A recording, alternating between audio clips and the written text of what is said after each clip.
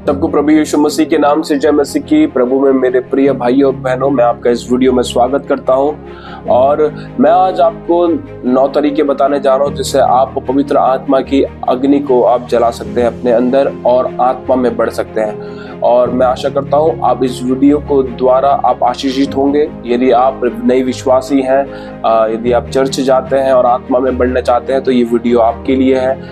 इन 9 तरीकों से आप अपने जीवन में आप ये अनुभव करेंगे कि आप परमेश्वर के और नजदीक आप हो गए हैं। और इस वीडियो को अंत तक देखिए। हालेलुया। पहला तरीका जो मैं बताना चाहता हूँ वो है प्रत्येक दिन वचन को पढ़ना।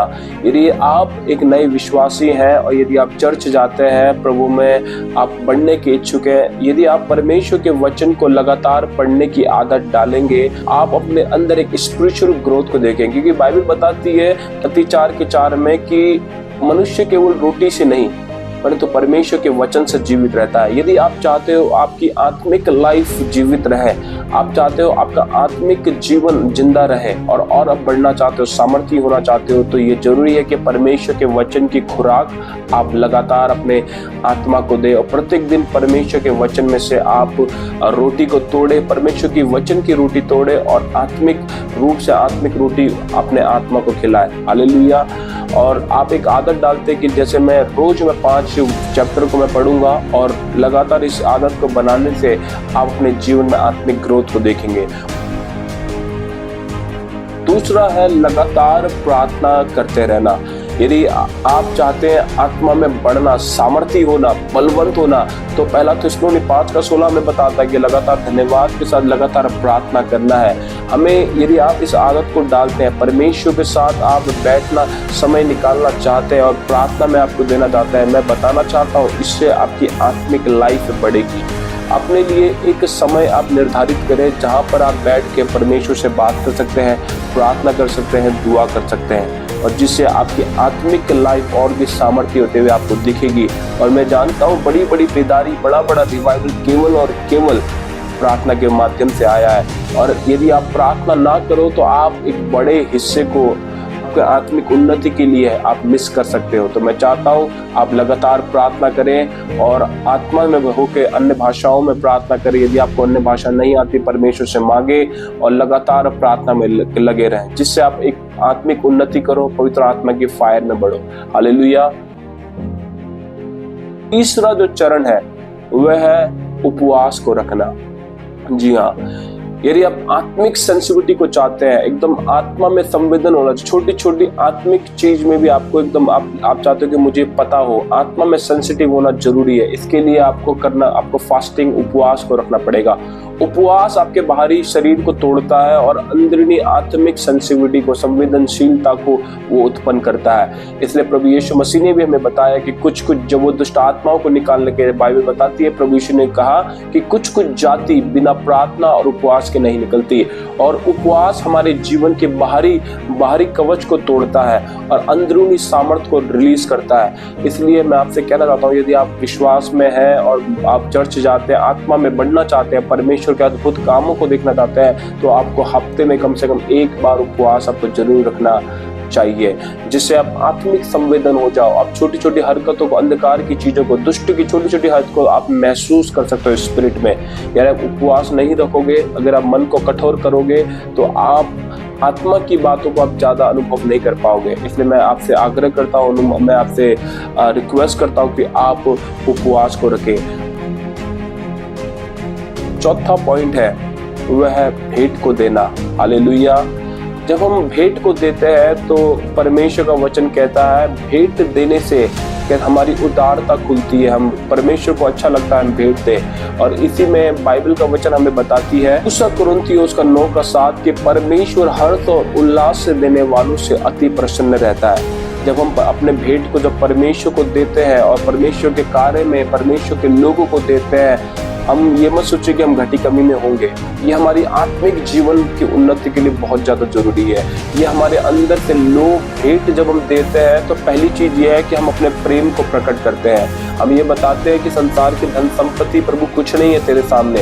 और दूसरी चीज, भेंट देते देते एक आत्मिक चीज क्या होती है हमारे अंदर से लोभ, लालच, ईर्ष्या ये खत्म होती जाती है। जब भी हम अपने भेंट को परमेश्वर के लिए बोते हैं, हमारे अंदर से लालच खत्म होते जाता है। लालच एक बहुत बड़ा जड़ है जो हमें नरक की ओर ले जाता है, और कभी भी एक जो हमें परमेश्वर के कामों के लिए हमें बढ़ने नहीं देता।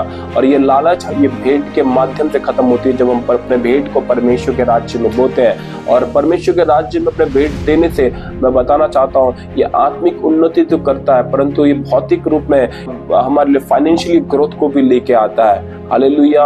और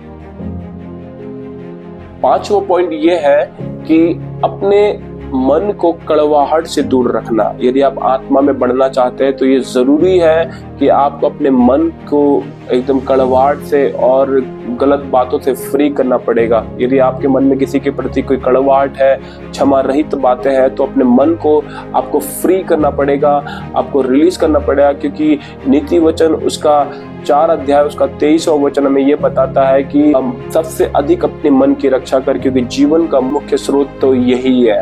हालेलुया। तो एक विश्वासी होने के नाते परमेश्वर आपके हृदय में बसता है, तो आपको जरूरी है वो हृदय प्रेम से भरा हो, ना कि कड़वाहट से भरा हो, जिससे वो फायर, वो आत्मिक लेवल और भी बढ़ सके। 6वां जो पॉइंट है, पवित्र आत्मा की आवाज को सुनना। हालेलुया। हिब्रू की पुस्तक हमें बताती है कि जब तुम परमेश्वर के वचन सुनो तो अपने आप को कठोर मत करो।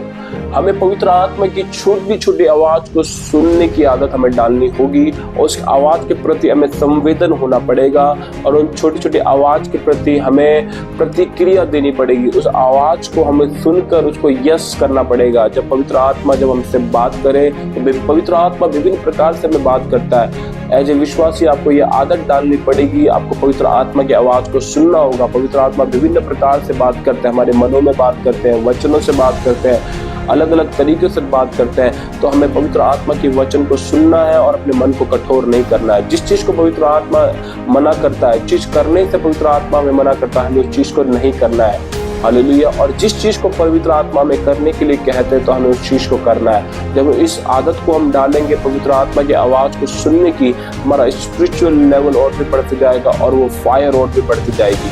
हालेलुया।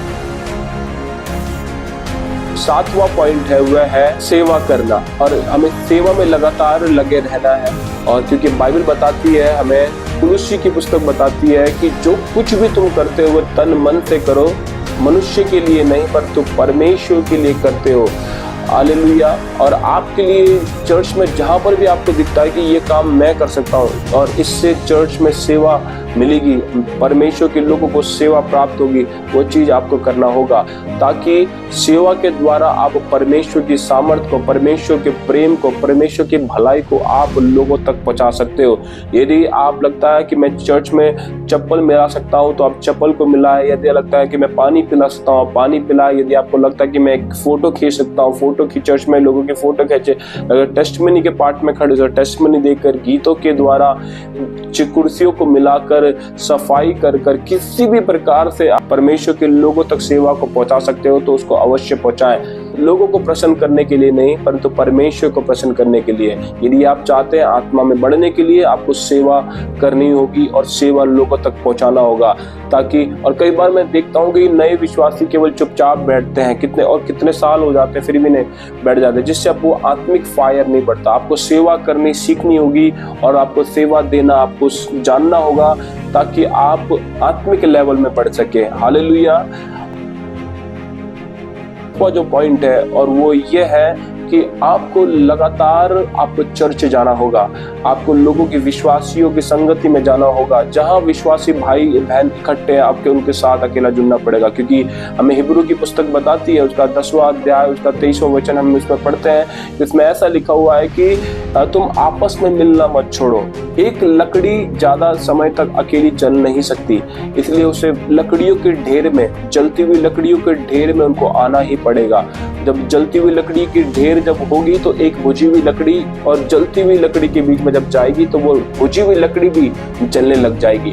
इसी रीति से हमारे आत्मिक जीवन में कभी बार बहुत सारे उतार चढ़ाव आते हैं, फिक्र, चिंता, घटी कमी के उसमें जब आते हैं, तो जब हमारा संसार की बातों से जब हमारा मन भर जाता है, तब हमें परमेश्वर के लोगों के पास उनकी संगति में जाना जरूरी है। इसलिए हम रविवार को चर्च जाते हैं, ताकि हम विश्राम के दिन में विश्राम को प्राप्त करें, उस शांति को हम प्राप्त करें। इसलिए मैं आपसे अनुरोध करता हूँ, चर्च जाना मत छोड़े। और मैं चाहता हूँ कि और इससे भी अधिक आप जो भी आसपास में जितनी संगति आप ले सकते हैं आप लें, ताकि आप आत्मा में बढ़े, आपकी स्पिरिचुअल ग्रोथ हो और आपके अंदर पवित्र आत्मा की फायर और भी बढ़ते हुए जाए। इसलिए लगातार भाइयों से मिलना मत छोड़ो, लगातार मिलते रहो, संगति में जाते रहो, परमेश्वर से प्रार्थना करते रहो। हालेलुया। अंतिम जो बात है वह है परमेश्वर के सुसमाचार को बांटना। ये आपका एक बहुत बड़ी जिम्मेदारी है कि आप आत्मा में बढ़ना चाहते हो। कई बार हम इसलिए आत्मा में ठंडे पड़ जाते हैं ताकि हम अपने विश्वास को दूसरे तक न बांटने के कारण वह आत्मिक जीवन में ठंडे पड़ जाते हैं। और मत्ती 28वां अध्याय बताता है कि तुम जाओ और जगत के छोर तक तुम सुसमाचार को प्रचार करो, पिता पुत्र पवित्र आत्मा के नाम से बपतिस्मा दो। हालेलुया। यदि आप आत्मा में बढ़ना चाहते तो सुसमाचार को आप बाएं, गोस्पेल को दे, अपने विश्वास को बताएं, ताकि और भी बचाए जाए, परमेश्वर का राज्य बढ़े और उससे भी अधिक आप खुद आत्मिक जीवन में उन्नति करते हुए और बढ़ते हुए आप प्राप्त करोगे। हालेलुया। मैं विश्वास करता हूँ आप इन 9 पॉइंट द्वारा आप जब अपने जीवन में करेंगे तो आप अपने जीवन में आशीष को देखेंगे और अपने आप को आत्मा में बढ़ते हुए देखेंगे, उन्नति करते हुए देखेंगे। मैं आशा करता हूँ आप इन 9 पॉइंट के द्वारा आशीषित हुए, इस वीडियो के माध्यम से आशीषित हुए और हमारे साथ लगातार बने रहे। मैं आशा करता हूँ परमेश्वर आपको ब्लेस करे आज के वीडियो के द्वारा। आपको फिर से प्रभु यीशु के नाम से जय मसीह की।